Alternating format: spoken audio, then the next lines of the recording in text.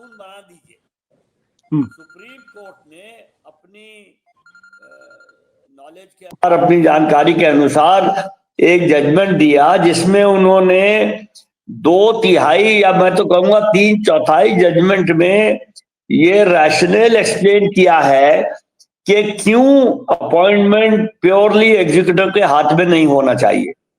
और मिर्जा साहब ने बहुत अच्छा जिक्र किया, उन्होंने कहा प्रोफेसर सक्सेना, तो मैं कहूंगा प्रोफेसर शिब्बल लाल सक्सेना, उन्होंने जो कहा था कि ये नियुक्ति पार्लियामेंट में 2/3 बहुमत से होनी चाहिए, इसके बारे में मैं हिंदू में लिख भी चुका हूं। और जब मैंने हिंदू में लिखा, मुझे शिब्बल लाल सक्सेना साहब के बारे में नहीं पता था। तो ये जो नियुक्ति है, ये कार्यपालिका के भरोसे नहीं छोड़ी जा सकती, ये लॉजिक है।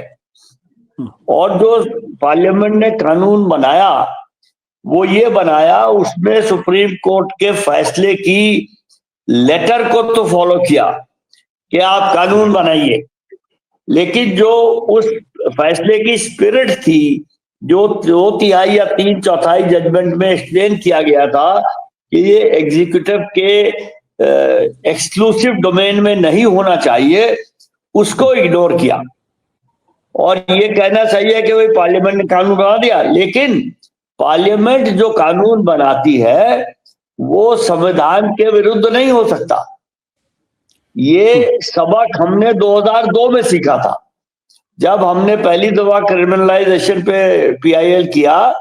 वो हाई कोर्ट ने मान लिया, फिर सुप्रीम कोर्ट ने भी मान लिया, फिर पार्लियामेंट ने यूनानिमसली कानून बनाया रिप्रेजेंटेशन ऑफ पीपल एक्ट को अमेंड करने के लिए।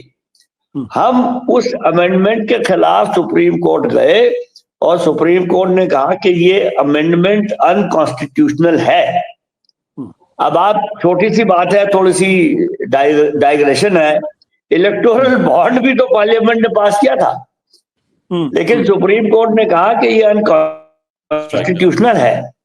हमारा कहना अब सुप्रीम कोर्ट में ये है कि जो कानून बना है वो अनकॉन्स्टिट्यूशनल है, और unconstitutional judicial review of parliamentary actions is part of our constitution. Supreme court को ये अधिकार है कि वो पार्लियामेंट बनाए हुए कानून को कॉन्स्टिट्यूशन के मापदंड पे चेक करे।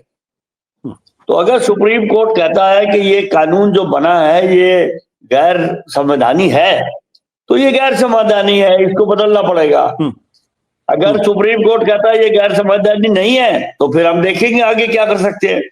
लेकिन हमारा सिर्फ कहना है, हमें राजीव कुमार जी से भी कोई दिक्कत नहीं है, हमें सुनील अरोड़ा जी से भी कोई दिक्कत नहीं थी।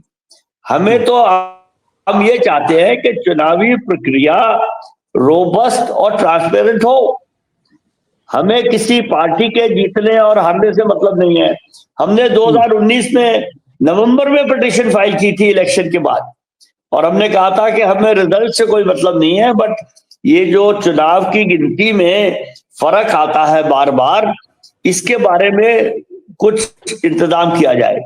और वही 2024 में हुआ। आउट ऑफ 543 कॉन्स्टिट्यूएंसीज, 538 में the votes counted and the votes polled in EVMs, not postal votes, उनमें फर्क है। आज तक उसका जवाब नहीं मिला। तो जब हमने ये 5 साल देखा कि ये पैटर्न है, तब हम सुप्रीम कोर्ट गए ये सवाल लेके, और हमें अच्छा लगा कि सुप्रीम कोर्ट ने ऐसा कानून, ये फैसला दिया कि भाई संसद की इज्जत होनी चाहिए, और बिल्कुल सही है। उन्होंने कहा संसद कानून बनाए, जब तक वो कानून ना बनाए तब तक ये चालू रहे। उसकी कोई लॉजिक थी ना, वो लॉजिक 200 पन्नों में लिखी गई है, उस लॉजिक को इग्नोर किया गया, इसलिए हम दोबारा से सुप्रीम कोर्ट गए हैं। हमारा सिर्फ ये कहना है कि कॉन्स्टिट्यूशन के मुताबिक कानून बने, और हमारा ख्याल है कि ये कॉन्स्टिट्यूशन के मुताबिक नहीं है। हमें किसी ना तो व्यक्ति से कुछ दिक्कत है जो इलेक्शन कमीशन में बैठे हैं, ना हमें किसी पॉलिटिकल पार्टी से दिक्कत है। वैसे असलियत तो है कि हमें सब पॉलिटिकल पार्टियों से दिक्कत है, लेकिन हम किसी भी पॉलिटिकल पार्टी को ना सपोर्ट करते ना अपोज करते। हम चुनावी प्रक्रिया को सुदृढ़ बनाना चाहते हैं, उसके लिए हम ये कर रहे हैं।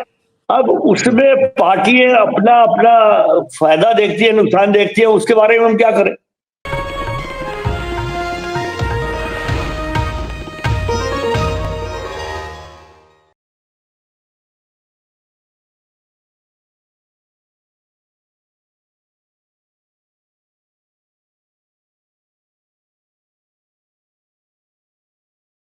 Copyright disclaimer under Section 107 of the Copyright Act 1976. Allowance is made for fair use for purposes such as criticism, comment, news reporting, scholarship, and research. Fair use is a use permitted by copyright statute that might otherwise be infringing.